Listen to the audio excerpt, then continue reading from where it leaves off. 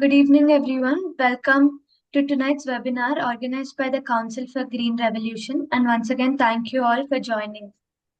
Uh, Before we begin, just one point. Please keep your microphone muted at all times unless you are to speak. You can also use the chat box to type in your questions at any point during the webinar, and then they will be taken up at the end of the session. Just briefly about the Council for Green Revolution. Council for Green Revolution is an environmental organization founded on Earth Day, 22nd April 2010, by Lakshma Reddy sir and Leela Lakshma Reddy ma'am. Over the past 16 years, CGR has planted more than 3.6 million saplings and through 11 lakh school children across Telangana and Andhra Pradesh. We've also published the Eastern Ghats Environmental Outlook, released by the former president, Sri Pranab Mukherjee. And we've also received the Harita Mitra Award from the government of Telangana in both 2016 and 17.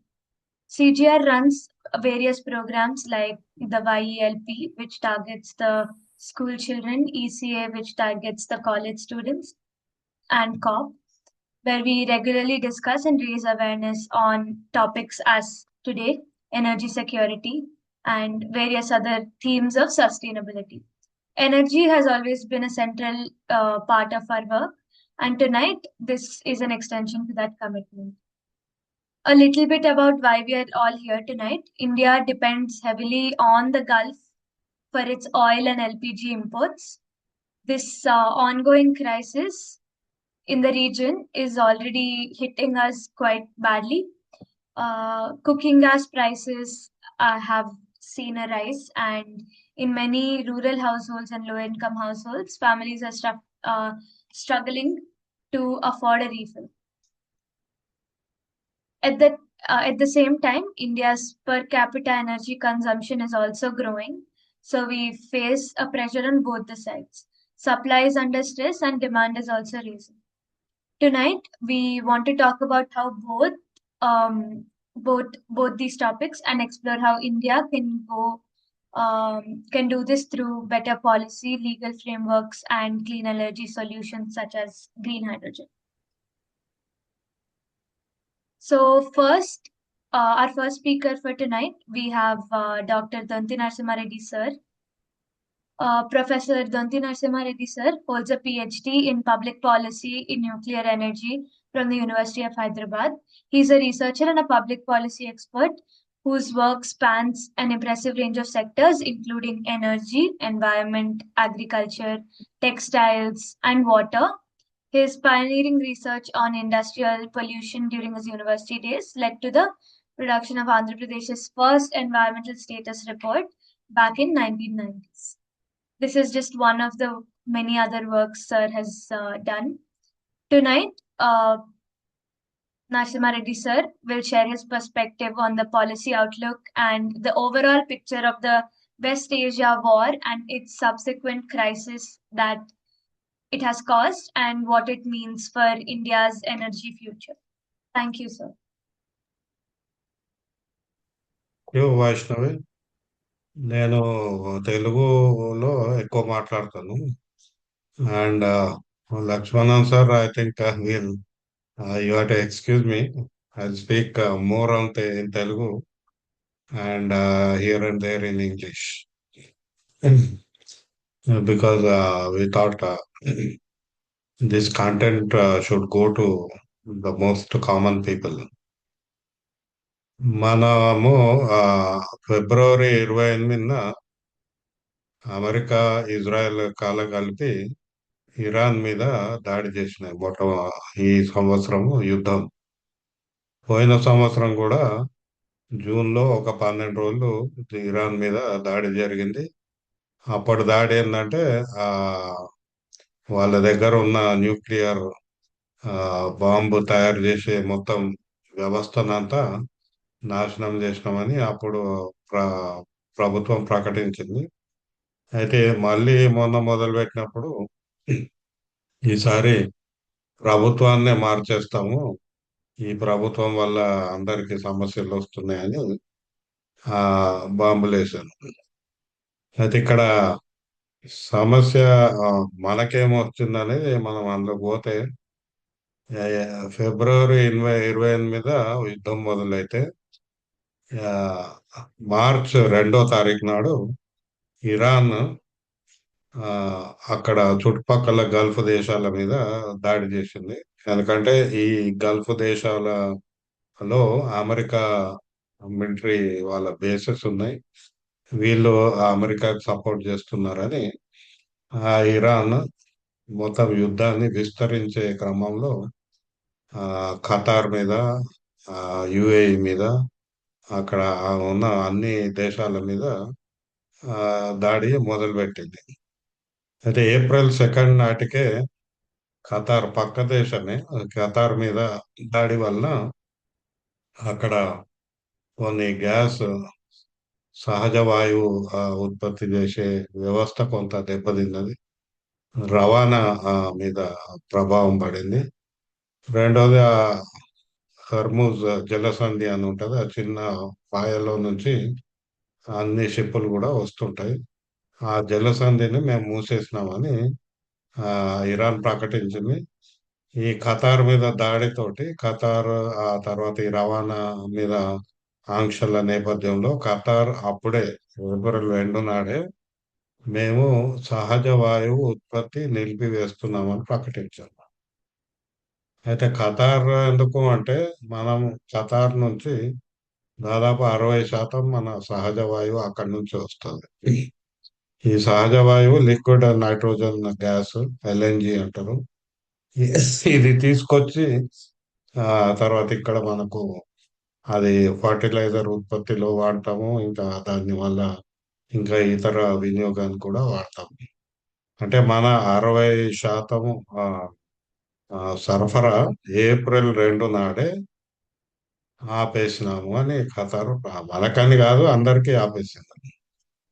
So Qatar stop LNG supply all over the world and it affected India because we import 60% from Qatar. But there was no response or I mean, there was no statement from government of India. ప్రభుత్వం కేంద్ర ప్రభుత్వం నుంచి April 2 కానీ 3 కానీ ఆ తర్వాత ఏమీ లేదు. అంటే బహుశా మనకు సమస్య లేదేమో, మనకు నిల్వలు గ్యాస్ నిల్వలు ఉన్నాయేమో అని అనుకున్నాం. అదే సారీ మార్చి 9 ఆ, ఒక న్యాచురల్ గ్యాస్ ఆర్డర్ ఒకటి రిలీజ్ చేశారు కేంద్ర ప్రభుత్వం. సో ఈ ఆర్డర్ ప్రకారము గ్యాస్ షార్టేజ్ ఉంది కాబట్టి ఉన్న గ్యాస్ ని ప్రయారిటైజ్ చేస్తూ ఒక 4-5 ఆ, రంగాలకు ప్రయారిటీ 1, ప్రయారిటీ 2, ప్రయారిటీ 3, ప్రయారిటీ 4 అని ఈ ఆర్డర్ రిలీజ్ చేశారు. అందులో ఆ, మొట్టమొదట మనకు గృహ వినియోగానికి అవసరమైన గ్యాస్, ఎల్పిజి గ్యాస్ అదే ముందు ప్రయారిటీ, అంటే దానికే ప్రాధాన్యత ఉంటుంది అని. చివరిన ప్రయారిటీ 4లో కమర్షియల్ ఎల్పిజి హోటళ్ళకి అట్లాంటి వాటి చివర అని ఇచ్చారు. తర్వాత రవాణాకి ఈ టాక్సీలు, ఆ, ఆటోలకు ఇచ్చే ఆ, అది కూడా చివరిలో పెట్టారు. సో ఈ ఆర్డర్ వచ్చింది ఏప్రిల్ 10. నేను అది చూసి విశ్లేషణ చేసి అప్పటి వరకు ఉన్న సమాచారం బేరీజ్ వేస్తే నాకు అర్థమైంది ఏంటంటే ఇంకా అనేక విషయాలు ఉన్నాయి, బహుశా మిగతా స్పీకర్లు మాట్లాడతారు. నాకు అర్థమైనంత మేరకు ఈ ఇరాన్ యుద్ధం వలన మనకు క్రూడ్ పెట్రోలియం ఎక్కడి నుంచి అయితే రావాలనో అది రావడం లేదు. మొత్తం అతలాకుతలం అయిపోయింది. అన్ని దేశాలు దీనివల్ల అనేక రూపాల్లో బాధపడుతున్నాయి. ఫిలిప్పీన్స్ లో ఎమర్జెన్సీ వచ్చింది. వియత్నాం కానీ సౌత్ కొరియా ఇవన్నిటి కూడా ఈ సరఫరా గ్యాస్ కానీ మన పెట్రోలియం కానీ సరఫరాలో ఆ, లోపాల వల్ల అక్కడ ఎకానమీ కూడా దెబ్బతిన్నది. బంగ్లాదేశ్, శ్రీలంక, పాకిస్తాన్ ఇలాంటి వీటన్నిటి మీద కూడా దీని యొక్క ప్రభావం ఉన్నది. భారతదేశం మీద కూడా ఉంది. కానీ ప్రభుత్వం అయితే ఎటువంటి స్పందన మార్చి 9 వరకు ఏమి ఇవ్వలేదు. మార్చి 9 నాటికి ఇచ్చిన ఇది కూడా గ్యాస్ గురించే తప్పితే పెట్రోల్, డీజిల్ గురించి ఎక్కడా లేదు. సరే, అవి కూడా నిల్వలు ఉన్నాయి. ప్రతి దేశము నిల్వలు పెట్టుకుంటారు. గ్యాస్ కానీ ఆయిల్ నిక్షేపాలు ఉంటాయి.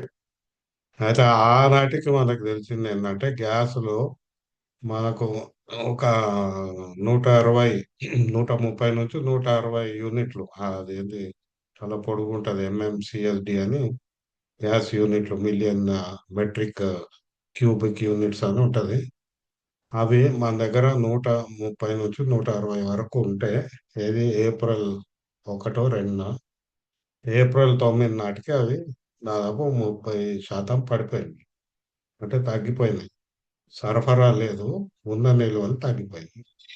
ప్రతి 10 రోజులకి మనకు 30% పడిపోతే, యుద్ధం కొనసాగితే మనకు చివరి నాటికి గ్యాస్ ఉండదు. అంటే ఇది ఆనాటి ఏప్రిల్ మార్చి 10 నాటి పరిస్థితి. అయితే అప్పుడు అదొక అంశం. రెండోది, ఈ గ్యాస్ ఉపయోగించి మన దేశంలో యూరియా ఉత్పత్తి చేస్తాం. ఈ యూరియా ఉత్పత్తికి ఈ దిగుమతి చేసుకున్న గ్యాస్ అవసరం ఉంటుంది. ఇది కూడా దాదాపు 60-70% యూరియా ఆ, మన దేశీయంగా ఉత్పత్తి చేసుకుంటాం. ఒక 40% విదేశాల నుంచి దిగుమతి అవుతుంది యూరియా, డిఏపి అవన్నీ ఒక్కొక్కటి ఒక్కొక్క శాతం ఉన్నాయి. నేను ఒక యూరియా మాట్లాడుతున్నాను. ఈ ఈ దిగుమతి ఎట్లాగో 40%, 30-40% రాకపోయే అవకాశం ఉంది. సరే, ఇంకో 2 నెలలు అయినాక వస్తుందేమో కానీ ఉత్పత్తి మాత్రం దెబ్బతింటుంది. ఎందుకంటే ఈ ప్రయారిటీలో గ్యాస్ యూరియా ఉత్పత్తికి లేదు. సో ఉత్పత్తి అంటే 60% ఉత్పత్తి, యూరియా ఉత్పత్తి ఈ గ్యాస్ షార్టేజ్ వల్ల నేరుగా ప్రభావితం అవుతుంది. So the natural gas shortage which was apparent by March 10th by 25 to 30% is has an impact on urea production also, because we depend our urea production, domestic production depends on this gas. So that means 60% of our capacity of urea production can go idle if there is no gas. So based on this, what I extrapolated is అంటే మనకు జూన్లో, జూలైలో వర్షాలు పడతాయి. మన ఖరీఫ్ మొదలవుతుంది. ఈ సమయానికి మనకు ఈ రసాయన ఎరువులు కావాలి. ఇప్పుడు అంచనా ప్రకారం రసాయన ఎరువులు 50% అందుబాటులోకి రావు. 35 నుంచి 50%. ఇది ఇప్పటికే ఉంది. అందుకే ఈ నేపథ్యంలో మనం ఏం చేద్దాం? ఎందుకంటే మన వ్యవసాయం ఇప్పుడు గత 60 ఏళ్ళుగా క్రమంగా రసాయన ఎరువుల మీద, కెమికల్ ఫర్టిలైజర్స్ మీద ఆధారపడ్డది. వితౌట్ కెమికల్ ఫర్టిలైజర్స్ వ్యవసాయం చేయలేని పరిస్థితి రైతులు చేరుకున్నారు. పోయిన సంవత్సరమే ఖరీఫ్లో కొంత, అప్పటికి ఇంకా ఈ గ్యాస్ సరఫరా మీద ప్రభావం లేకున్నా కూడా ఎందుకో ఇంపోర్ట్స్ మీద కొద్దిగా వచ్చి 15% ఆ, ఇబ్బంది వస్తే, ప్రతి రాష్ట్రంలో రైతులు యూరియా కొరకు లైన్లలో నిలబడాల్సి వచ్చింది. ఇలా కొన్ని చోట్ల లాఠీ చార్జ్ అయింది. ఇప్పటికే ఆ షార్టేజ్ ఉంది. అంటే ఆ రబీకి కూడా ఆ షార్టేజ్ కనపడింది. సరే, మేము ఇంకెక్కువ సరఫరా చేస్తున్నాము అది ఇది అని ప్రభుత్వం చెప్పింది. కానీ ఇప్పుడు ఈ సంవత్సరము, ఈ రాబోయే సంవత్సరంలో 50 నుంచి 60% ఉత్పత్తి లేదు, దిగుమతి చేసుకోలేము. అంటే వ్యవసాయం మీద నేరుగా ఈ యుద్ధం ప్రభావం ఆ విధంగా కనపడుతుంది. అది తప్ప ఏం చేయాలి మనం ఇప్పుడు? సో మనం ఎప్పుడు ఆ, ఏదో, ఆ, ఆ, మాట్లాడేది అసలు క్లైమేట్ చేంజ్ నేపథ్యంలో ఈ శిలాజ ఇంధనాల మీద ఆ, మనం ఆధారపడ్డాము, దాన్ని తగ్గించుకుంటూ వద్దాము. ఇప్పుడు ఇది మనకు వద్దనుకున్నా ఇప్పుడు మనం ఆధారపడడం తగ్గించుకోవాల్సిన దుస్థితి అనుకోవచ్చు. అవకాశం కూడా ఏర్పడింది. అందుకే నేనేమన్నా అంటే నాలుగే విషయాలు. ఒకటి, మనకు దేశవ్యాప్తంగా లక్షల టన్నుల ఆ, మున్సిపల్ వేస్ట్ ఉత్పత్తి అవుతుంది రోజు. ఆ ఆ వేస్ట్ లో అనేక రకాల ఆ, చెత్త ఉంటుంది. అందులో తడి చెత్త, పొడి చెత్త వేరు చేసి, తడి చెత్తను అంటే ఆర్గానిక్ వేస్ట్ కంపోస్టబుల్ ని వేరు చేసి కంపోజ్ చేస్తే మనకి ఎరువు ఉంటుంది. అది ఇదేదో కొత్త ఐడియా కాదు. గవర్నమెంట్ ఆఫ్ ఇండియా ఎప్పటి నుంచో అంటుంది, కానీ దాని మీద పెద్ద పెట్టుబడి పెట్టలేదు. అంటే మనకి 2 నెలల్లోనే, ఏప్రిల్ మేలో మనము ఎరువు తయారు చేసుకోవడానికి ఇంకొక అవకాశం ఉంది అనేది ఒకటి. రెండవది, మనకు ఆ, పచ్చి రొట్ట, తర్వాత గ్రీన్ మాన్యూర్ క్రాప్స్ అవి కూడా మనం తయారు చేసుకోవచ్చు. దానికి సంబంధించిన విత్తనాలు కానీ, దానికి సంబంధించిన విస్తృత ఏర్పాట్లు కానీ అవి చేసుకుంటే రైతులు ఆ, ఎప్పుడు చేసుకుంటారు. కాకపోతే తక్కువ మంది, ఎందుకంటే ఎరువు కట్టలు ఉన్నాయి, ఎరువు బస్తాలు ఉన్నాయని ఎక్కువ మంది చేసుకోరు. కానీ చాలా మంది ఈ గ్రీన్ మాన్యూర్ క్రాప్స్ అంటే ఆ పంటలను పండించి వాటిని తొక్కేస్తారు మళ్ళీ అందులోనే. అంటే తొలికరి పడంగానే ఈ పంటలు వేసి వాటిని ఒక మొలకొచ్చినాక మళ్ళీ అందులో తొక్కేస్తారు. దానివల్ల నైట్రోజన్ కంటెంట్ పెరుగుతుంది. సో ఈ గ్రీన్ మాన్యూర్ క్రాప్స్ మీద కూడా ఒక ప్రణాళిక ఉండాలని ఒకటి. మూడోది, మనకు చాలా మటుకు ఈ పంటలు మార్చాల్సిన అవసరం ఏర్పడుతుంది. ఎందుకంటే ఇప్పుడు వరి మీద ఆధారపడి ఉత్పత్తి జరుగుతుంది. వరి కొరకే మనం ఎక్కువ యూరియా వాడుతున్నాం. యూరియా, డిఏపి అవన్నీ. సో ప్యాడీ ప్రొడక్షన్ తగ్గించుకొని పంటల మార్పిడి చేసుకుంటే మనకు అదొక అవకాశం ఉంటుంది. మిశ్రమ పంటలు వేసుకుంటే అదొక అవకాశం ఉంటుంది. ఇట్లా ఆ, దీంతో పాటు మనం క్రమంగా సహజ వ్యవసాయం, న్యాచురల్ ఫార్మింగ్ వైపు మళ్ళీ అవకాశం ఇప్పుడు వచ్చింది. ఈ 2 నెలల కాలంలో ప్రభుత్వం చేయవచ్చు. ఎందుకంటే ఈ ఫర్టిలైజర్ సబ్సిడీ మీద 1,73,000 కోట్లు కేంద్ర ప్రభుత్వం పెడుతుంది. So government has been spending 1,73,000 crores every year on chemical fertilizer subsidy. So this amount can be shifted to natural farming. ఇప్పుడు నేను చెప్పిన 4-5 అవకాశాలు ఉపయోగించుకోవడానికి మార్చొచ్చు అని, దీనికి నేషనల్ కాంపోస్ట్ మిషన్ అని పెట్టి రాష్ట్రాలు, కేంద్ర ప్రభుత్వం కలిసి ప్రణాళిక చేసి ఇప్పటికెప్పుడు మార్చుకుంటే మనకు జూన్ జూలైలో రాబోయే యూరియా సంక్షోభం, డిఏపి సంక్షోభం ఇది తగ్గించుకునే అవకాశం ఉంటుంది. తర్వాత మనకు ఒక సహజ వ్యవసాయం వైపు మళ్ళీ అవకాశం ఉంటుంది. ఇది నేను అగ్రికల్చర్ విషయంలో కేంద్ర ప్రభుత్వంతో రాష్ట్ర ప్రభుత్వం కూడా చెప్తున్నాను. ఇది మనం చేయాల్సిన అవసరం ఉంది. ఎందుకంటే ఎనర్జీ, శక్తి వనరులు మనం పూర్తిగా విదేశాల మీద, దిగుమతుల మీద ఆధారపడ్డాము. వీటిని తగ్గించుకోవాల్సిన అవసరం ఉందని క్లైమేట్ చేంజ్ కాన్ఫరెన్స్లలో కూడా మనము మాట్లాడుతున్నాం. ఫాసిల్ ఫ్యూయల్ ఫేజ్ అవుట్ అని. సో ఇప్పుడు యుద్ధం వల్ల ఆ, తప్పనిసరిగా మనకు అది దొరకని పరిస్థితి ఏర్పడింది. So today, because of the war, we are now facing shortages of crude petroleum and all other related products. There is food inflation, all the costs has increased, and now we don't have energy also. So energy in a broader sense. So it includes petrol, diesel, gas, all these run our economy. So now we have to think of alternatives. And among them, I think other speakers might talk about what are the alternatives. But in agriculture, we have scope to change ourselves to natural farming and getting away from chemical fertilizers.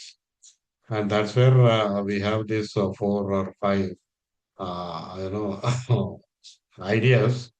In fact, some of them are already grounded, but government gives very less funds for that. ఇప్పుడు సహజ వ్యవసాయానికి 700 కోట్లు ఇచ్చారు మొన్న కేంద్ర ప్రభుత్వం.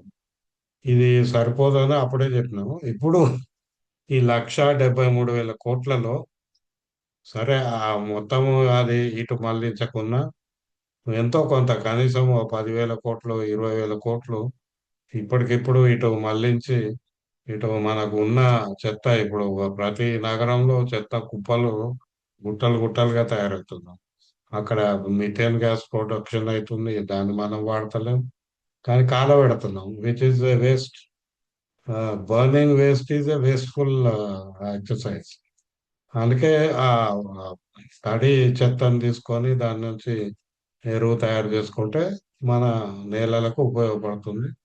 ఇంకా మిగతా అనేక ఆ, పద్ధతులు ఏదైతే గ్రీన్ మాన్యూర్ కానీ నైట్రోజన్ ఫిక్సింగ్ క్రాప్స్ కానీ ప్రమోటింగ్ పల్సెస్, ఎందుకంటే almost pulses are nitrogen fixing crops. మనకి అది కూడా చేయాల్సిన అవసరం ఉంది, ఎందుకంటే ఆ దిగుమతిలు ఆగిపోయినాయి. ఇప్పుడు పప్పుల దిగుమతులు, అన్ని దిగుమతులు షిప్పింగ్ ట్యాంకర్లు లేక ఆగిపోయినాయి. కాబట్టి మనకి ఇంకా ఈ మార్గం తప్పితే ఇంకా వేరే మార్గం లేదు. So we have to think about a national compost mission which looks into all these options. So I'm stopping here. Thank you. Thank you. Thank you so much, sir. If anyone has any questions, you can please put them in the chat box. We'll answer all of them at the end of the session. That's better. At the end, we'll have an interaction. Yeah.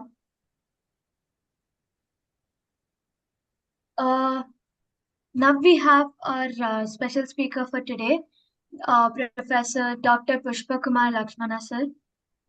He is a professor at the Law Center, Faculty of Law, University of Delhi, where he's been teaching since 2005. He holds a PhD from the University of Delhi and an LLM from the University of Pondicherry University. And he has extensive experience in environmental law, international law, and intellectual property rights. His academic achievements are remarkable. He was a Fulbright Nehru Postdoctoral Research Fellow in 2013 and 14, invited by Harvard Law School to carry out research. He's also been a visiting scholar at the University of Washington School of Law and a research fellow at the Max Planck Institute of Comparative Public Law and International Law in Heidelberg, Germany. Beyond academia, Professor Pushpa Kumar has provided expert consultancy to the Government of India on international protocols related to biodiversity and environmental law. He has participated in policy making at the highest levels, including contributing to the drafting of the Women Farmers Entitlement and Empowerment Bill and the biodiversity rules under the Biological Diversity Act. Tonight, Professor Pushpa Kumar will bring to us an international law perspective on the West Asia war and the crisis and what global legal frameworks mean for India's energy security. Thank you. Pushpa Kumar sir, over to you. Thank you very much. Thank you very much. Very good evening to all of you. And thank you very much for providing this wonderful opportunity to share some of my views. Respected, Sri Lakshma Reddy Garu, Madam Srimati Leela Reddy Garu, Madam, Professor Donti Nasimha Reddy Garu, and all distinguished, speakers and the participants here. Please allow me to speak in English, so I could not speak in Telugu. Okay, sir, no problem. Yes, yeah. Thank you, sir. It's a very important initiative taken by CGR to discuss about the energy security and self-reliance situation of country in the context of the Gulf crisis. We never thought that we will land up in such a situation. The sudden war in Middle East due to the US-Israel Iran confrontations. They have their own interests. But unfortunately, it has affected the whole world. Not only India, the whole world is suffering because of that. The attacks on the critical infrastructure of many countries near the area, Israel, Iran, and other countries, Gulf countries, have particularly affected the movement of oil, coal, petroleum, natural gas to other parts of the world. Particularly the blockade that happened recently in the Strait of Hormuz has really put all of us in a grave difficulty. It has also put India's, energy situation in a great, problem. In fact, we could say that it has exposed India's security situation, energy security situation, because we are all living in the country with the comfort that everything is available. So gas is available, petrol is available, diesel is available, coal is available. We thought that, we are all in safe haven. But most of the experts know that where these resources are coming from different countries, particularly from the Middle East. But the common people now understood what is the vulnerability we are living in.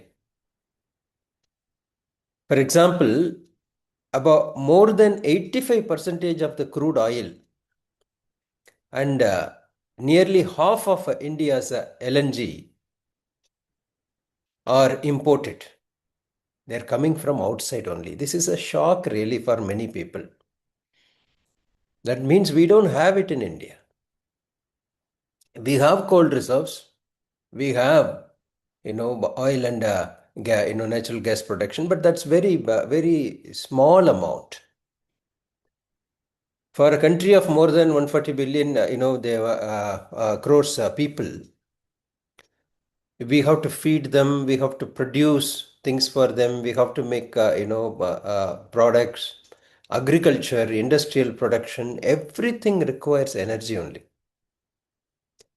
So for that, we need to continuously supply. You can't take one day rest.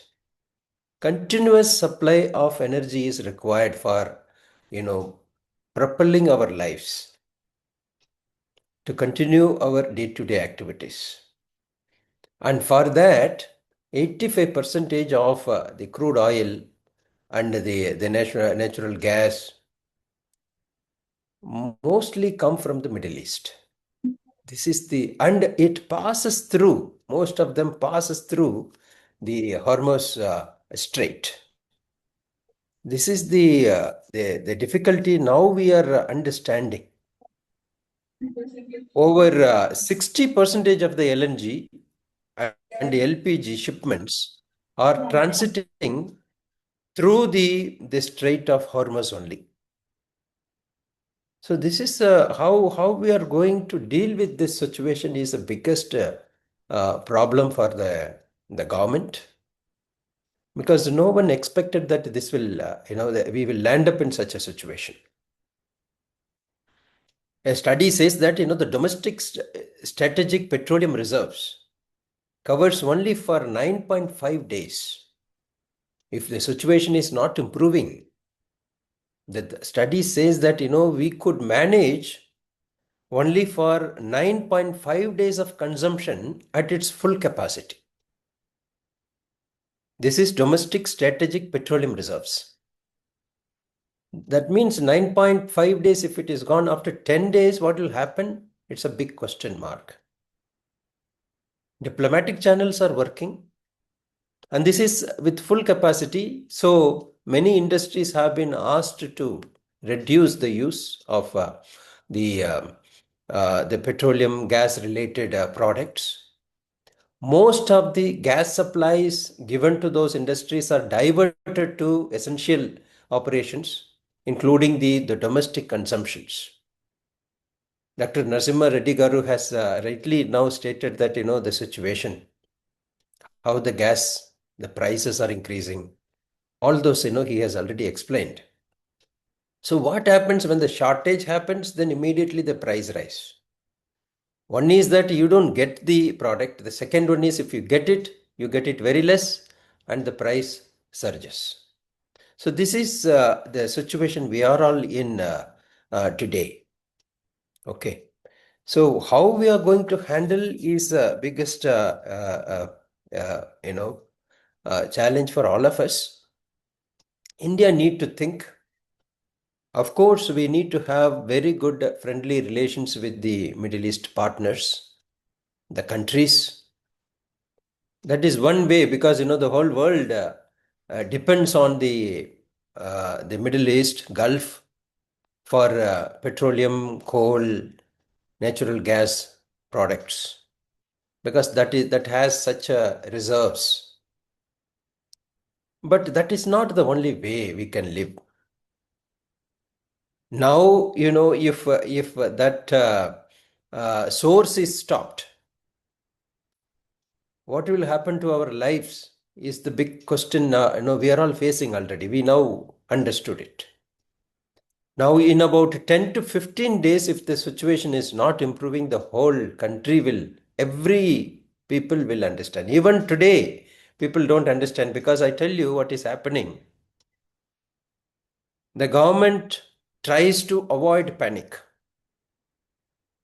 Already people, the people who can hoard oils, diesel and petrol, they started loading it. They started, hoarding in their places. Gas cylinders, most of the gas cylinders there, because the number of gas cylinders are less now. So people started hoarding and keeping it. The price is going to increase. The moment the supply is down, every citizen in the country will feel that how they are going to live. So this is a very complex situation. Of course, some alternative mechanisms are working. Reducing too much of consumption. They have instructed, the government of India has already come out with the instructions that we have to divert the gas to the domestic consumers and all, and the usage should also be prudent. So it is going to hit all our lives. So the point I was trying to say was that one is, we cannot immediately withdraw our dependency from the Gulf. That is going to continue for some time, because we have to find alternative energy sources. Alternative energy sources based on solar, electric, whatever. We have to build our national capacity within our country. Our dependence from other countries can anytime be stopped. And it is not only this war, even in other situations, otherwise, this may be in difficulty. For example, when we try to buy the petroleum reserves from from Russia, the same problem happened. And if any country tries to stop selling to us due to geopolitical reasons, there are other reasons also, strategic, geopolitical reasons or economic reasons. A country may simply say that we will not give you, or we will increase the tariff, we will increase the base price, or we will give you a quota. So we will give you, but this is within this quota only you can buy. Anything they can dictate. This is a very serious matter for a country like India, where this is going to be the third largest economy. So you need to have self-sufficiency in energy sector. We need to move towards a very multi-layered approach, very dynamic fuel shield to protect India's needs. One thing is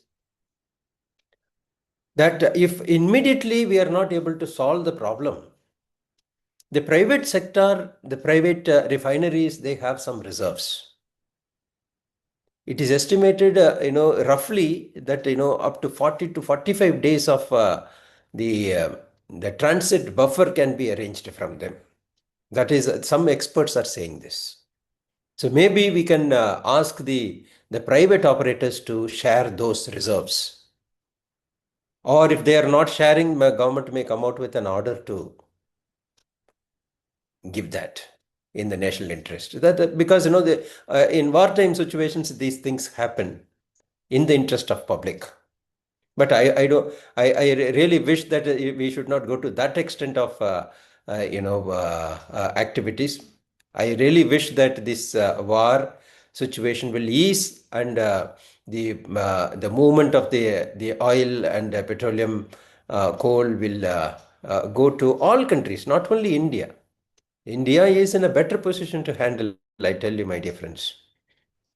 There are countries they could not handle at all. Somehow, our diplomatic channels are working with Iran, and they have allowed our ships to pass through. But how far? With danger. Anytime a bomb will hit it, anything will happen. Huge loss will happen to India. But temporarily, we have been allowed to pass. So this luxury is not with many countries. Very few countries have been allowed. Those who are closely watching the situation will know this. So this is not only, there are 3 points I would like to say and stop here. One is, we are talking this in the context of energy. It is not only energy problem, it is a security problem for the country. Strategically, if you stop energy flow to a country, the country will stop functioning. It will come to a standstill. This is the example. So we are spending a huge amount of money in the defense and other capabilities. I think it is time now to invest in the energy sector, in the alternative energy sector, in the indigenous technology in energy sector. This is the need of the hour. We have to generate our own energy, at least to take care of our domestic needs. If required, if possible, we should be the supplier. Is it possible? It is possible. All kinds of ecosystems are our natural environment is the base for us. You have rivers, you have ocean, you have deserts, you have wind, you have it's such a sunlight you get in India. Whatever energy system that you want to make for alternative manner, you can do it. Even though the technologies have to evolve more efficiently, wind energy, tidal energy, thermal energy, solar energy, all have to be developed in the country. Possibilities are there. I think we need to tap our own resources. Otherwise, it is not only the energy crisis, it is a security threat for the country. Another point I would like to tell you here is, India has been taking some initiatives in developing biofuel sector, primarily ethanol, green hydrogen, solar and wind parks, battery energy storage systems. All these are already in the pipeline. We are working on it. We must officially recognize these as a strategic national security infrastructure. Then we will be able to provide all tax concessions and subsidies to develop this sector. It should be the primary, the priority for the country. As citizens, we all should support such initiatives. And thirdly, we have been looking at energy as one of the environment-related matters so far. In the climate change crisis, we used to discuss, and we have been mainly looking at going into alternative energy like solar energy, wind energy as a climate solution. In addition to climate solution, it has become now a necessity of a strategic solution, national security solution now.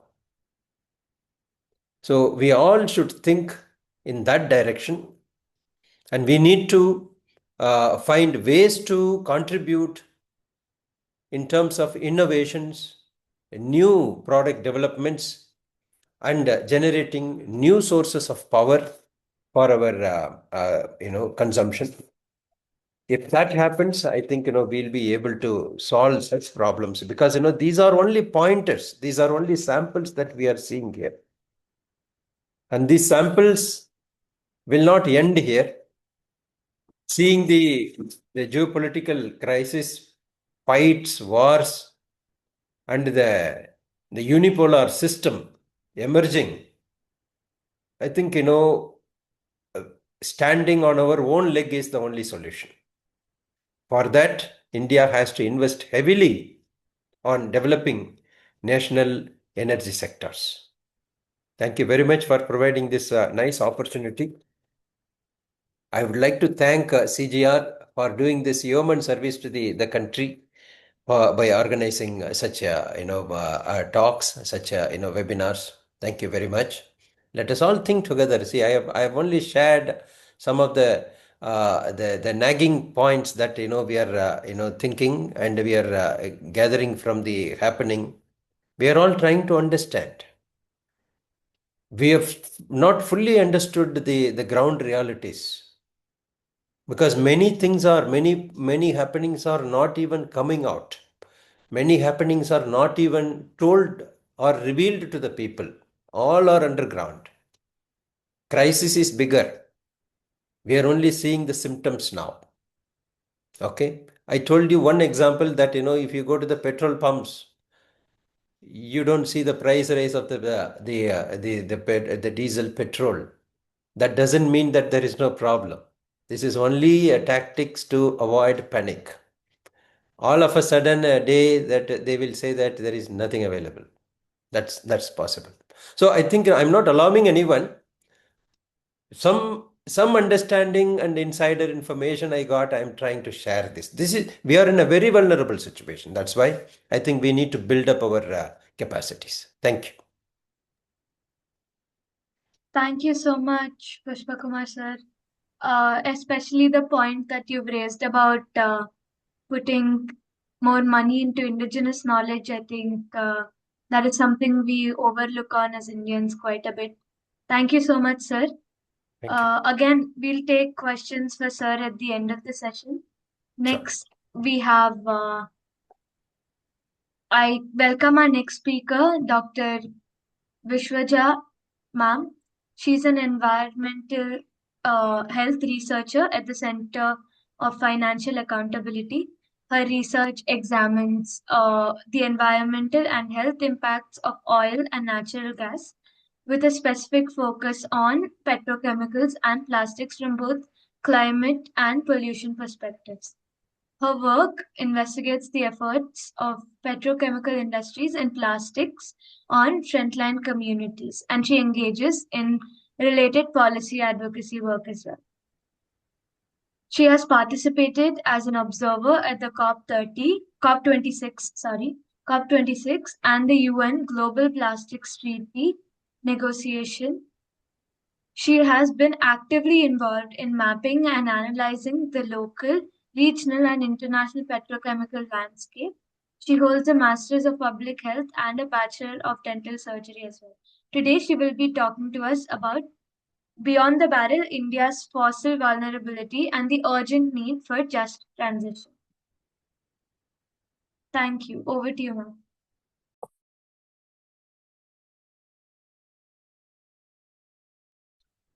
Hello, everyone. So I will also take this opportunity to say that I will speak in English. Yeah, with that note, I would like to start. So good evening, everyone. And thank you so much, Vaishnavi and Council for Green Revolution. We have been hearing from other speakers, that is about the policy outlooks, international law, and then we will also be hearing about the green hydrogen, etc.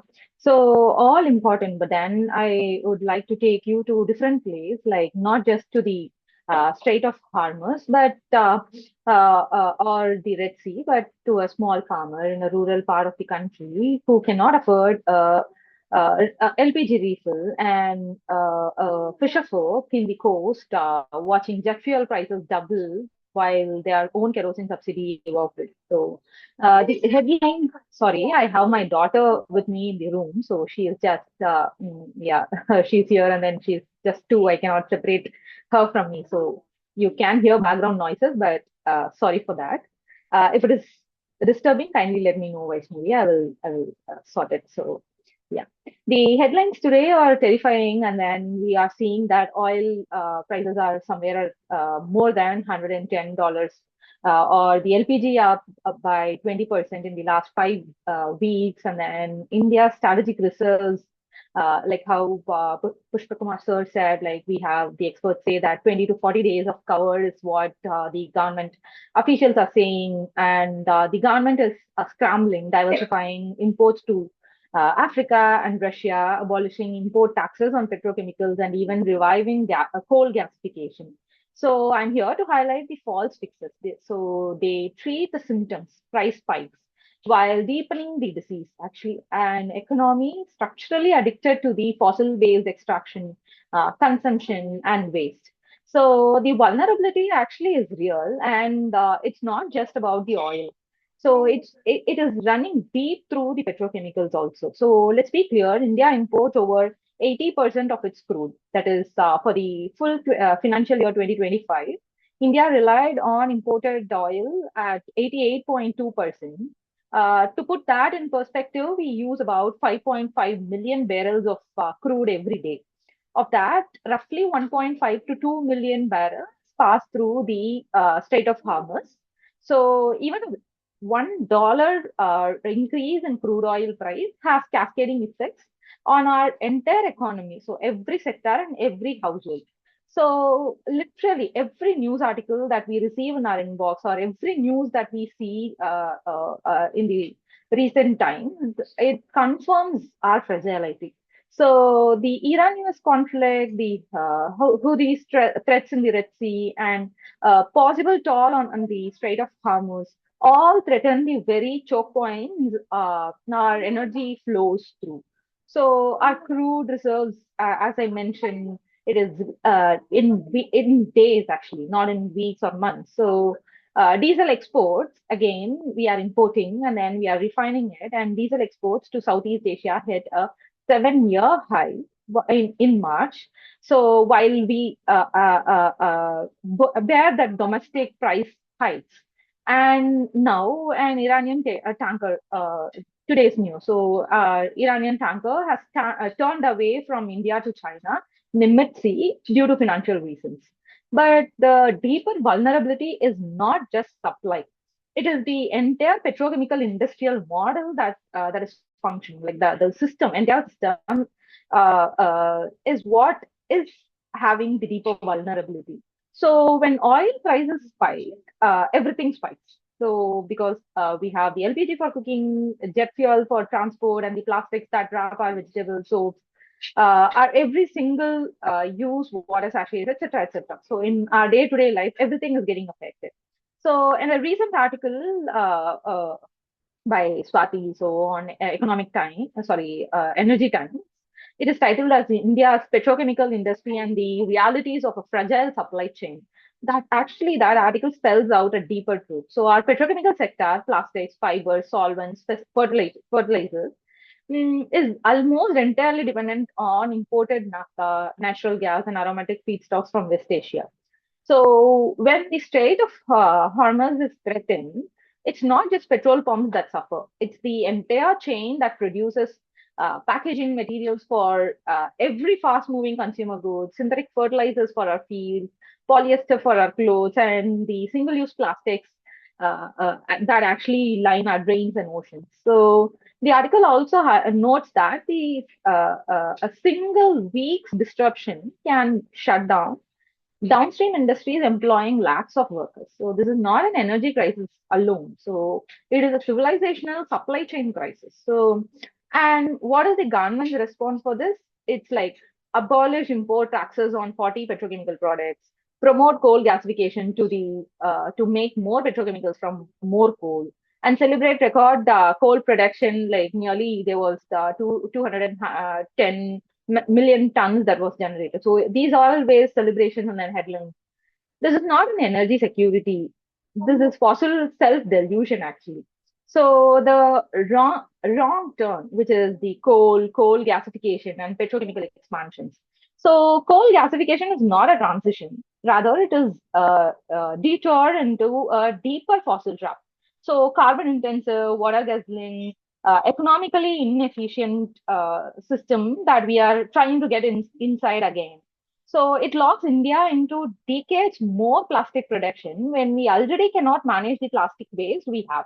Like rivers, soils, and marine ecosystems are choking. And now we want to make more petrochemicals from more coal. And it diverts public money away from real solutions. So the petrochemical industry's fragility is not a reason to make more petrochemicals at home.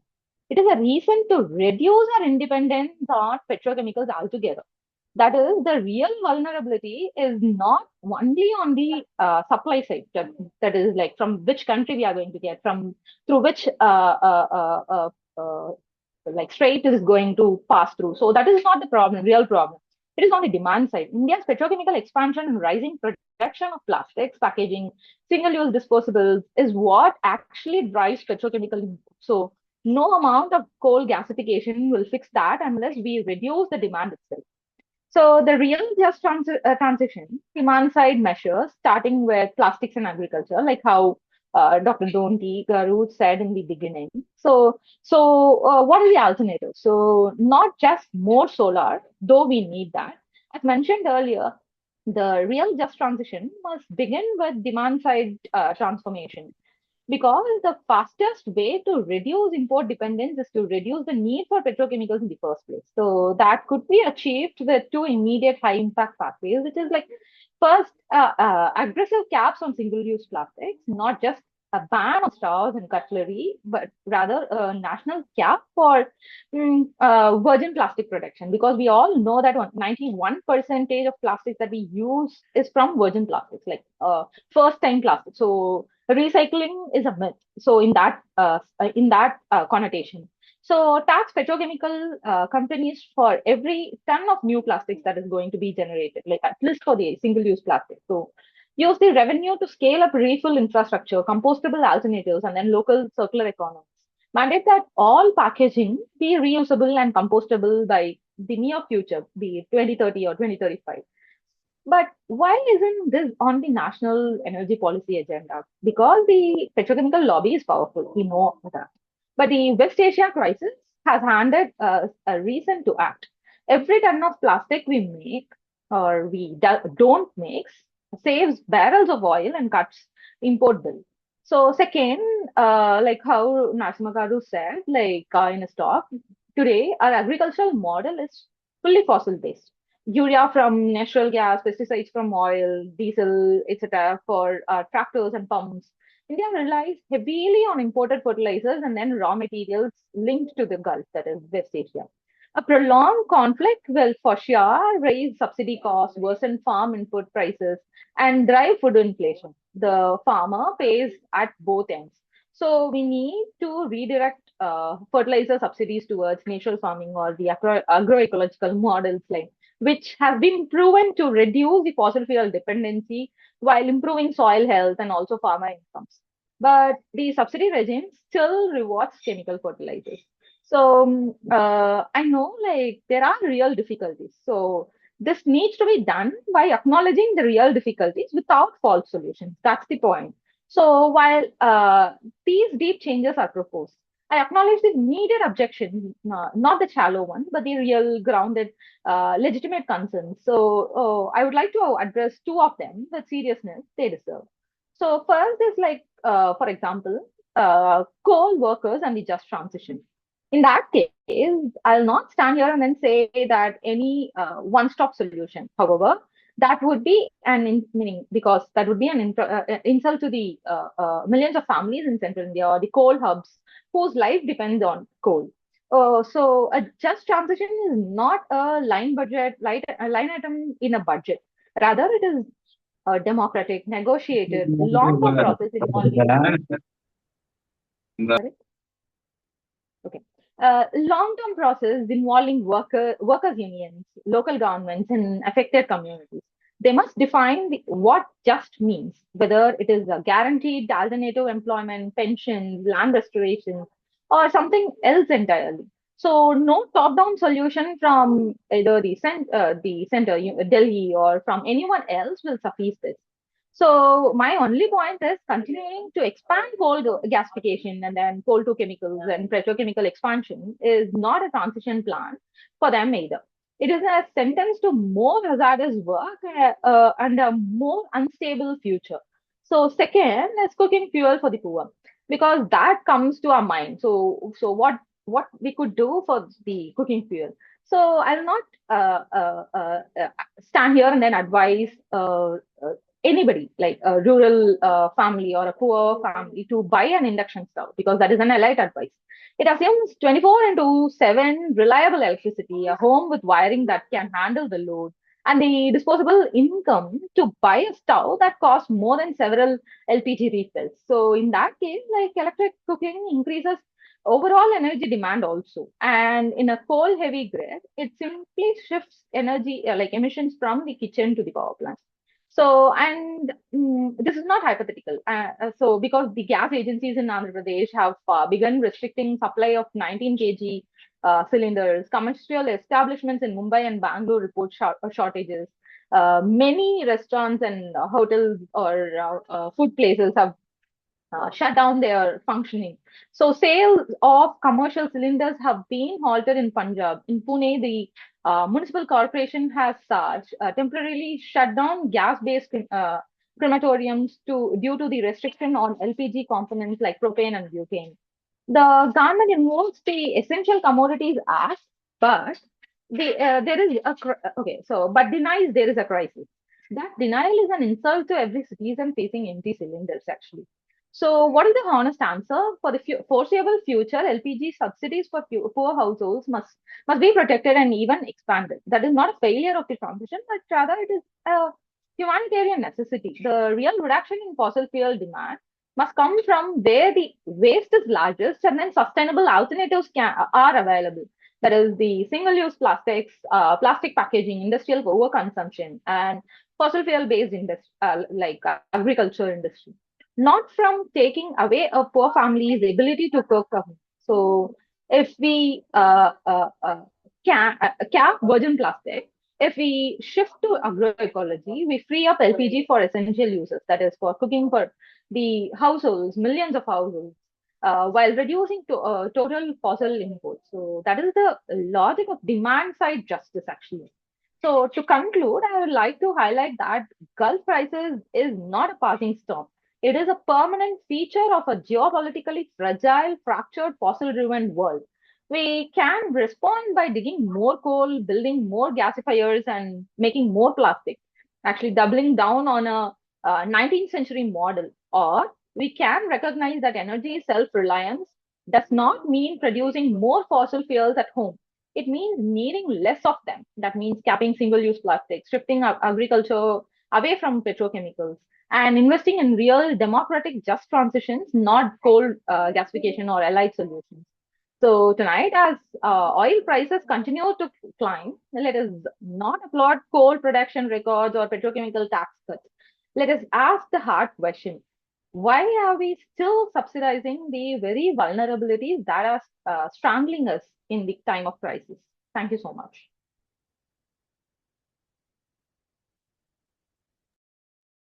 Thank you. Thank you so much, ma'am. I think you've raised some very important questions. Thank you for that. Last but definitely not the least, we have another speaker, Dr. S. Navya Shri. Ma'am, she's an assistant professor in the Department of Mechanical Engineering at the Vardhaman College of Engineering in Hyderabad. She holds a PhD in Mechanical Engineering from the National Institute of Technology, Andhra Pradesh, and completed her MTech and BTech from Acharya Nagarjuna University. Her research expertise lies in alternate fuels for IC engines, hydrogen energy systems, emission control, environmental sustainability, and rapid manufacturing. She has published over 15 research papers in SCI and Scopus Index journals and conferences, and has published a book contributing to the advancement of sustainable energy research. She is also a certified international engineering educator, an innovation ambassador, and a life member of ISTE, IAENG, and WSSET. Tonight, Dr. Navashri will talk to us about the role of green energy and hydrogen production in reducing India's energy dependence. Ma'am, you can please go ahead. Ma'am, you're muted.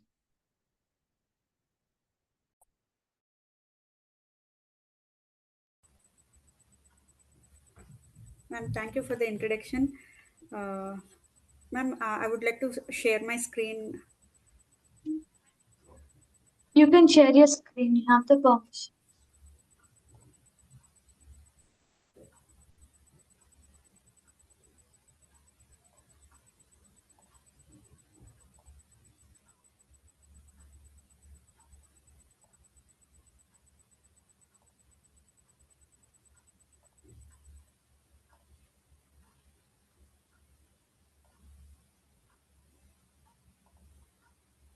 Ma'am, is it visible? No, ma'am, I can't see your screen.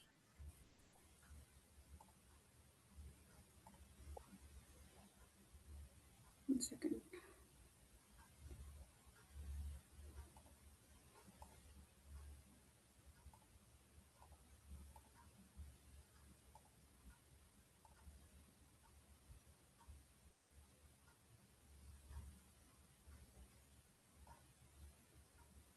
Is it okay now, ma'am? Yeah, ma'am, you started screen sharing, but it's visible now. Okay. Thank you.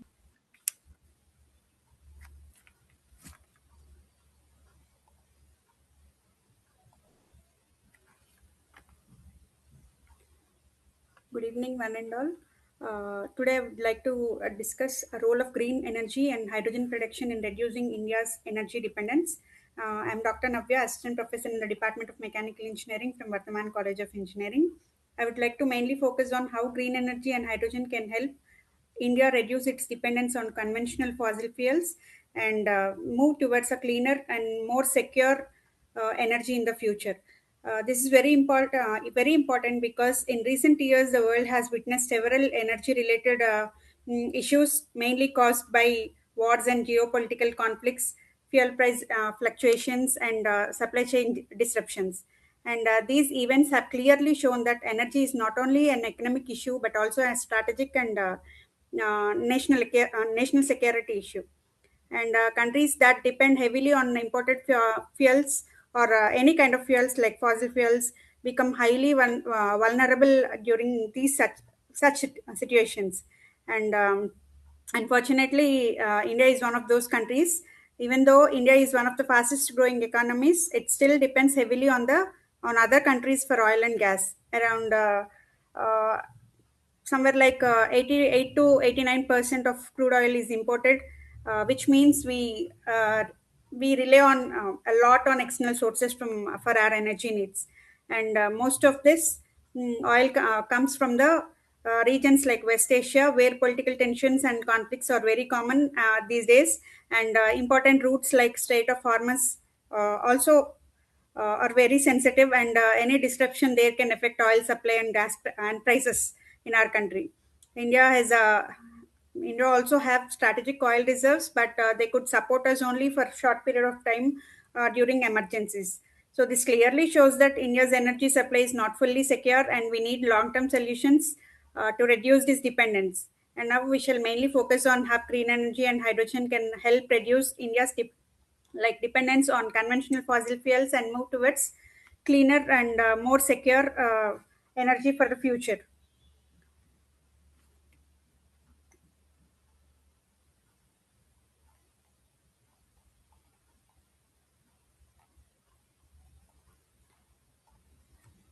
And coming to the energy consumption analysis, um, energy is one of the most important needs for the growth of any country, and India is a rapidly developing nation, and because of the increasing population and industries, transportation, our energy demand is also growing continuously. At present, we depends heavily on fossil fuels like coal, petrol, diesel, and natural gas. But this dependence creates many challenges such as fuel import burden, pollution, environmental damage, and energy insecurity. So it is very important to find a clean, sustainable, and long-term energy alternatives. This is where green energy and hydrogen becomes very important and very crucial. And coming to the need for the alternate fuels, over a decade, environmental issues and rapid exhaustion of the fossil fuels are the major concerns over the past few decades to search for the alternate fuels. And diesel engine, when we consider IC engines, especially diesel engines, they produce high emissions of smoke, particulate matter, and nitrogen oxide. The challenge for us for now is to reduce these exhaust emissions without making any major changes to the mechanical configuration apart from the production of the energy. And this is where hydrogen comes into the picture, as hydrogen can be considered as a clean fuel when it is produced through the renewables. And because why we are considering hydrogen as only the main alternative, because it is having an excellent energy carrier, when we are looking into the calorific values of several other fuels like kerosene, petrol, diesel, and they are around 42 to 46 megajoule per kg, whereas hydrogen, the calorific value of hydrogen is around 120 to 142 megajoule per kg, which is almost three times the calorific value of the petrol and diesel. And also it is a clean fuel with zero greenhouse emissions, and it can be economically competitive and better security than when compared to other commercial fuels, and faster refueling time when compared to other battery vehicles. And coming to the properties of hydrogen, it is tasteless, colorless, and it is odorless. And as we mentioned in the previous, as I mentioned in the previous slide, it is having highest energy density by weight, and it can be used as a fuel for diverse applications. And also, hydrogen is found everywhere, so it can be produced from various other resources like crops, oil, and landfill gas. In coming to the production of hydrogen, so based on the type of the production process through which hydrogen is produced, it can be categorized into several types. Like green hydrogen, when we consider green hydrogen, when we are considering uh, the production of the hydrogen based on the electrolysis process. So electrolysis process is basically a splitting of water into hydrogen and oxygen, where hydrogen and oxygen are collected separately, and the electricity which is used for producing for this electrolysis process is produced from the renewable sources or nuclear sources. Then that type of hydrogen which is produced through electrolysis through renewable sources is known as green hydrogen. And if the hydrogen is produced from the process steam methane reforming, and that is from and uses feedstock as a natural gas, then that type of hydrogen is known as gray hydrogen. Here the carbon is not captured, whereas if carbon is captured and is stored, then it is termed as blue hydrogen. And gasification is a process through which the hydrogen is produced by using coal as a feedstock, and this hydrogen is known as brown hydrogen. And also if the hydrogen is produced from electrolysis process from the electricity through other grid independent or like other sources of energy, then it is known as yellow hydrogen or grid dependent hydrogen. So from all the process, if the hydrogen is produced from the electrolysis and the power which is utilized in the electrolysis process is produced from the renewable sources of energy like wind, solar, and other nuclear, then it is termed as green hydrogen. And coming to various hydrogens, of all that, the green hydrogen is termed as green hydrogen when it is produced from renewables as zero carbon emissions, and this is our future target. And coming to the cost of producing hydrogen in US dollars is green hydrogen is around 3 to 7.5 US dollars, and when it comes to rupees, it is around 234 rupees to 585 rupees, and this has to be reduced drastically. So research work has to be done to produce green hydrogen and to reduce the cost of production of the green hydrogen. And coming to the production of the hydrogen, so as I told before, this is the electrolysis process through which the hydrogen and oxygen can be separated. So water, when it is passed through, when it is fed into the electrolysis jar, then and the cathode and the anode are dipped in it, then the water splits into oxygen and four hydrogen atoms and four electrons, and these hydrogen atoms pass through the permeable membrane, and it reaches the cathode, where hydrogen plus electrons combine together to form hydrogen, and the hydrogen gas can be collected from the cathode, and the oxygen gas can be collected from the anode.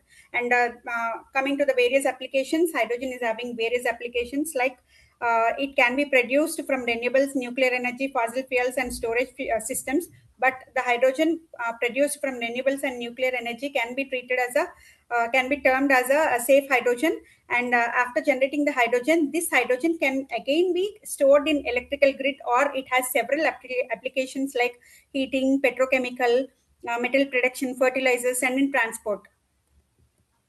So this is the current scenario globally where the hydrogen is being produced. And coming to the hydrogen mission in India, India has officially approved, and this hydrogen mission in India is officially approved by Union Cabinet on Jan 4, 2023, and 19,744 crores approximately. It's like around 2.4 billions is allotted by the government for the mission of green hydrogen to support green hydrogen production, infrastructure, and development. And India currently is producing of 6 million metric tons of hydrogen, which is grey annually. But we have a target of producing 5 million metric tons of green hydrogen by 2030.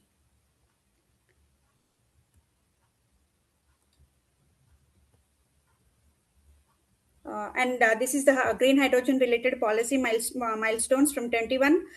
National Green Hydrogen Mission have announced the finance minister announced by the finance minister in the union budget, and in 2023 this NGHM approved by the cabinet, and 2023 August India's definition of green hydrogen announced by Ministry of New and Renewable Energy, and 2024 Jan the electrolyzer it offered the government has offered the incentives for producing electrolyzer manufacturing.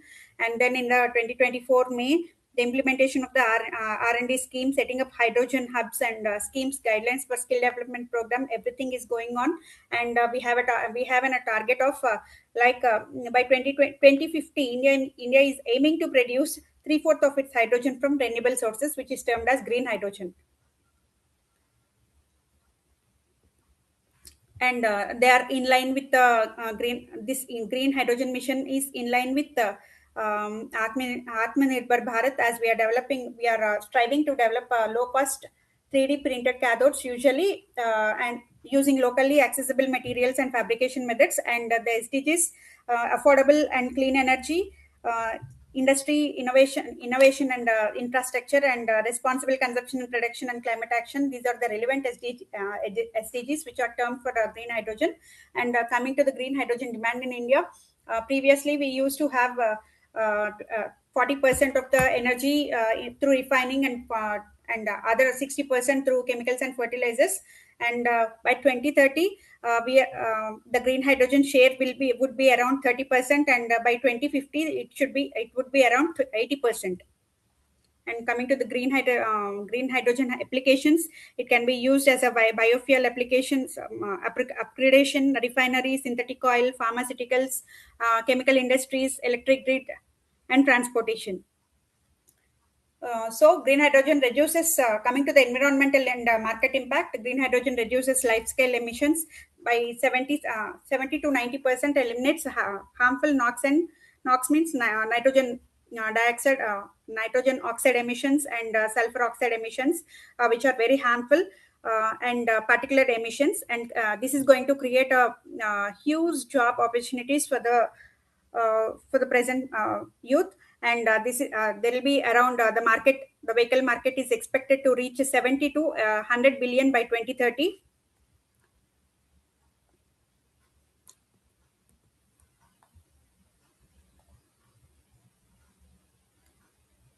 And coming to the current strategy, Toyota's hydrogen innovation. Toyota is in the process of manufacturing Mirai, which explores hydrogen combustion engines for motorsports, and also Hyundai's hydrogen trucks. They are globally producing around 1,600 units, and upcoming third generation fuel systems by 2028. And BMW pilots iX5 luxury hydrogen cars, and Tata Motors and Ashok Leyland are also developing hydrogen trucks and buses in India. And Volvo and Daimler Trucks mainly focusing on hydrogen heavy commercial vehicles. And these are the states in India which implemented hydrogen policy: Punjab in the year 2023, Haryana, Rajasthan, Madhya Pradesh, Maharashtra, and Uttar Pradesh, West Bengal, Odisha, and Andhra Pradesh.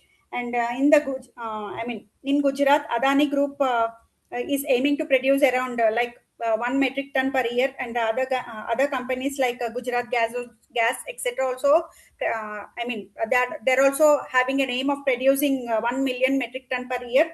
And in Rajasthan, NTPC uses solar energy to produce green hydrogen. And in Tamil Nadu, both Tata Group and other Indian Oil Corporation, they are trying to produce, they are in the process of producing green hydrogen by using solar and wind. And in the Maharashtra, Reliance Industries and JSW Industries, and Andhra Pradesh is rightly in the budding stage, yet to start their hydrogen production. And in Karnataka also, BPCL is producing, and NTPC is trying to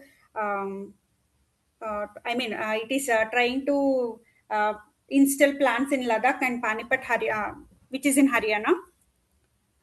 And these are all the technology showcase at various platforms. Pradhan Mantri Modi ji spoke few words and updated the production of the green hydrogen in the International Conference on Green Hydrogen, which was held in the year 2024. And Union Minister Jitendra Singh unveils India's first hydrogen cells, and Nitin Gadkari he is currently using that Toyota Mirai, which is having a range of 650 kilometers in one charge, and several buses, and first hydrogen train is being developed, and several other fuel cells has been developed.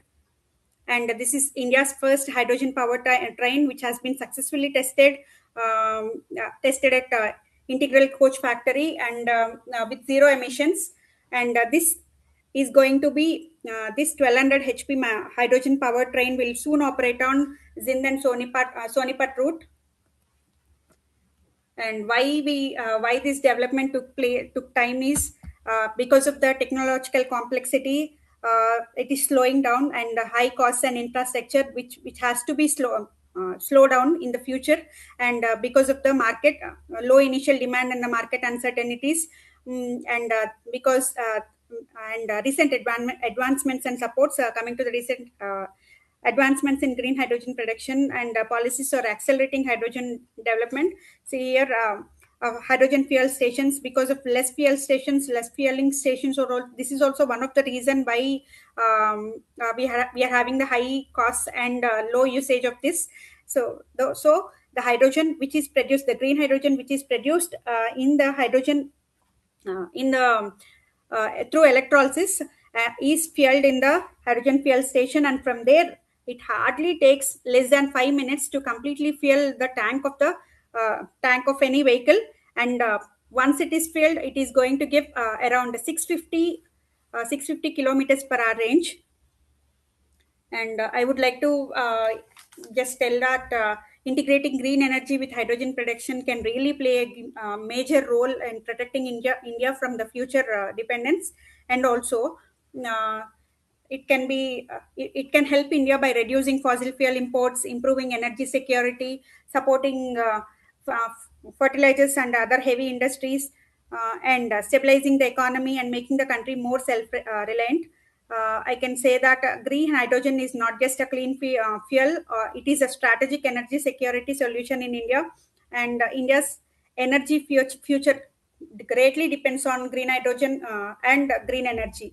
So, to overcome the future energy crisis, India must lead with green energy. And as Dr. Pushpa Kumar sir and Dr. Narsimha Reddy sir expressed their views, it's high time for India to invest on energy generation, and should be capable of producing sufficient energy and exporting it to the other countries. And we must strengthen and expand the production of green energy, especially the green hydrogen, to reduce the fossil fuel dependence and become more energy dependent.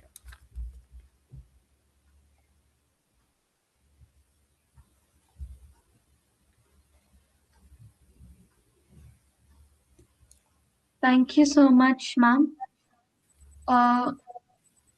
Green hydrogen is definitely like one of the more exciting possibilities we have for India's future. So thank you so much for that presentation, ma'am. Now I would like to open the floor for questions or any discussion points anyone has. Sai Bhaskar Ledam. Navya. Vaishnavi. Sai sir. Bhaskar. లేదు sir ఇవాళ sir మాట్లాడచ్చు. Okay ఉన్నాడా ఉంటే మాట్లాడమని ఏం పర్వాలేదు 5 నిమిషాలు. Sir వెళ్ళిపోయినట్టు ఉన్నారు మీటింగ్ నుంచి.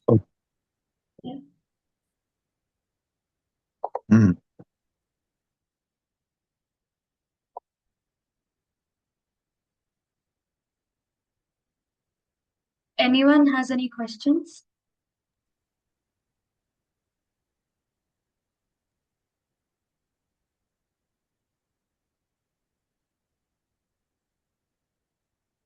Can close that. I have a question. Okay. For all the speakers, not anyone in particular. It's like a general question. Anyone can answer. So, I mean, we've spoke a lot about what India can do and should have done. But do you think, because this is such a it's already happening right now, do you think we are anywhere close to prepared to bear the consequences of what this might be in like the next, maybe we've discussed today, we'll not face it right now, but in the next maybe 2 to 3 months we'll genuinely see a bigger problem with when it comes to LPG and petrol or diesel, all the petrochemicals that we use on a daily basis. So, like, do you think we will be prepared for that? We have to be prepared. That's the message everyone is saying. And the consequences are already being seen. I think Vishwaja emphasized that, and Lakshmanan also emphasized that. So we have seen the consequences, but problem is unless it becomes a middle class or a rich class problem in India, it does not is not picked up by the media, mainstream media. So as Vishwaja was saying, I think she might have traveled recently also across India, poor people like in Surat, we are seeing migrants who don't get food. They are now leaving their homes because in rented places, they are not allowed to cook on firewood, and they can't get food outside. So they are leaving their jobs, livelihoods. In fact, this is what we have been predicting, COVID lockdown kind of situation. And that's happening across India, but not reported widely. So the crisis is there. People think just because city-based consumers are not facing the problem, it's not there, but it is there. And inflation, food inflation is very high.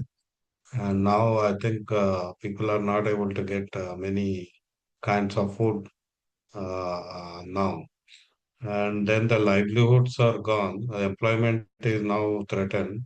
So if the war continues another 3, 4 months, I think India will be in a serious crisis. Now, what are we? Will we be prepared? Means we have to be prepared. And that's what the essence of the message from this webinar is. Government of India is not alarmed enough. I think they need to immediately bring in. Like we have is a small initiatives done as part of COP response, like talking about a transformation in food production or green hydrogen or many other things. But we need to think now and see what are the measures which we need to adapt and also mitigate. And this is an opportunity. And so that I think is not happening. So we need to make it happen by talking more about it, spreading information, discussing, and try to highlight the consequences of zero response. Maybe other speakers they want to add. I don't know. So maybe they can.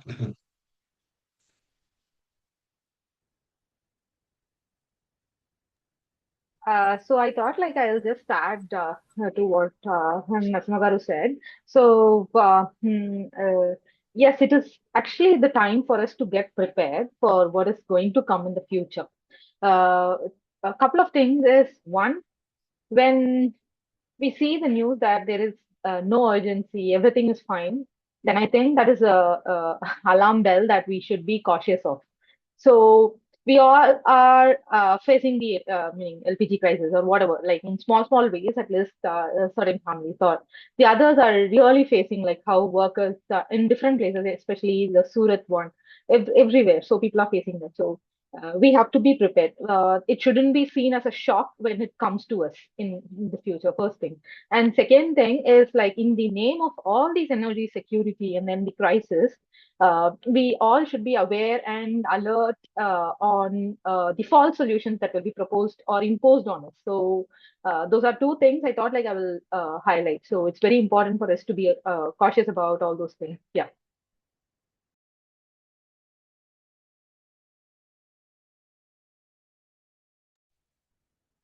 The simplest thing is, I don't know if anyone, sorry, Nabhyasri, you want to speak?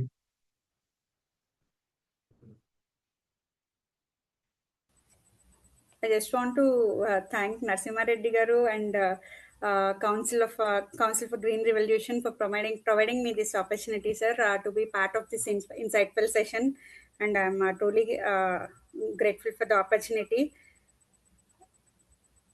And what we need to do is we need to pressurize the government to work more on alternate solutions to produce our own energy, so that we'll be it reduces the dependence on fossil fuels and other countries. Yes. Oh, I have a point to say. Sir, may I? Yeah. Yes. It's very educative webinar. Learning from many of you. one thing I would like to add here, because many important solutions have been already highlighted, like how India improves its conditions in terms of innovations and local indigenous production of alternative energies. Now what we need to do is that, because looking at the practical feasibility, it will take time for Indian production to stabilize. Even though we have started, it's a very good step that we have taken. It will take time to stabilize. Then in that case, I think we need to still work on the other countries, how to ensure the supply without any kind of disturbance. One solution comes to mind is that instead of depending on the Gulf itself, we need to broad base our strategies. One is, of course, Russia we are looking at, but there are other countries like African countries. We may, already, our industrial partners are working on that. So we need to, look at the possibilities from Latin American countries, African countries to get the oil sources. That is number one. Number two, I think, we need to look at the way we get the petroleum products from these countries. We are only buyers. Is it possible to, collaborate with them as partners and having shares in the reserves, looking at the economic potential we have, the contributions that we can make to their countries, so that the energy supply from those countries will not be stopped. So such measures may help, because we can't all of a sudden abruptly stop external flow of energy, and we can start a local production. It is very a big challenge for us in that sense. So for quite some time, we need to depend on them. So this is one thing comes to my mind. Our entrepreneurs, our ministries have to work on such solutions. Thank you. Sir, basically, I don't think any of us are saying we should stop. In fact, they are stopping, and we are questioning our continued dependence. As you rightly suggested, there are alternative sources of petroleum, but gas is very limited, of course. Russia or even Venezuela, but these are all distant sources. So the cost will be going up. And then the shipping routes themselves are under threat for various reasons. You have Russia, Ukraine, and USA any day can say, don't take Russian oil. Today they are saying take, and tomorrow they'll say don't take. So they'll say take from us. So this geopolitical destabilized condition might continue for another 1 year, maybe more. But so the consequence of that is very high on India. Even though we might get a tanker here and there, we negotiate with Iran. In fact, today seventh LPG tanker has come from that state of Hormuz. We might be getting, but we are paying more. Today they have put a toll tax. Anything which passes through, they have to pay millions. Just one plus one. So the cost is going up and the uncertainty is going up. So the only thing we are saying is let us build or reduce dependency and increase our alternative local solutions which are sustainable. I think this is the environment which we need to build, and that's where I think the government of India needs to get in.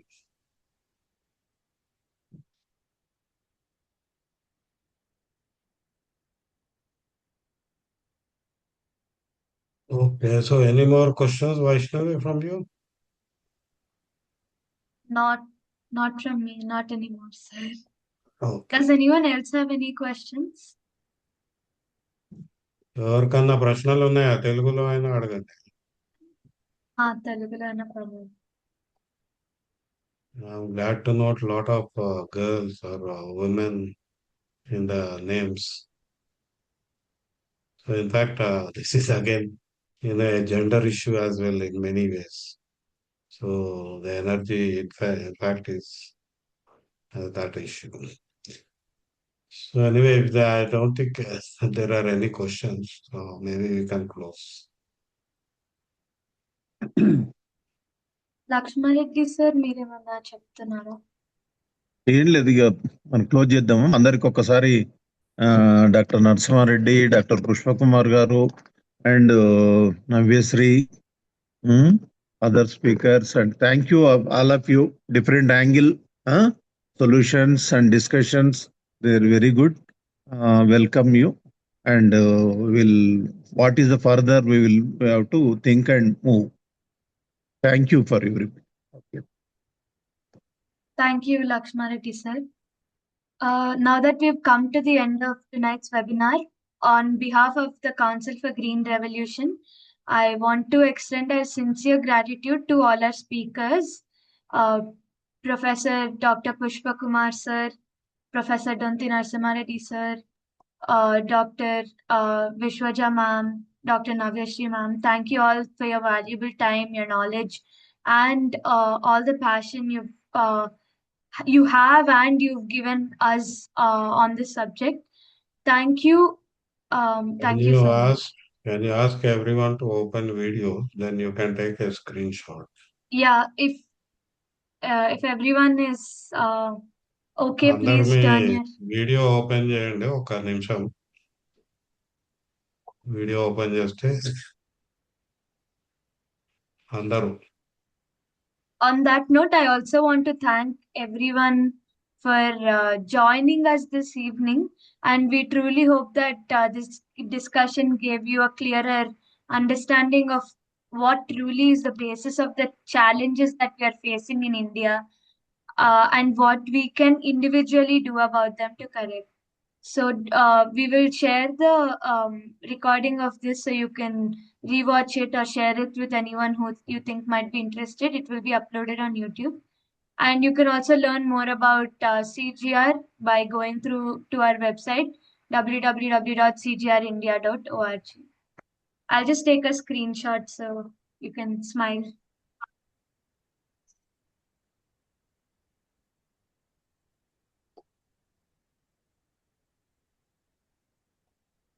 Okay. Yeah, thank you. Thank you so much for joining. Thank you all. Thank you so much for the opportunity. Thank you. Thank you. Bye. Have a nice rest of the weekend. Thank you. Bye. Good night. Thank you. Thank you, madam.